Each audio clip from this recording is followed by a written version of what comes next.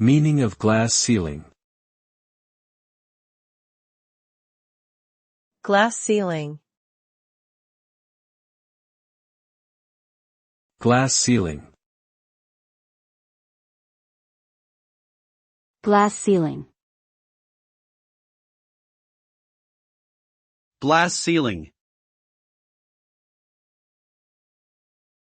The term glass ceiling refers to an invisible barrier or obstacle that prevents women or minorities from advancing and reaching top-level positions in their professions.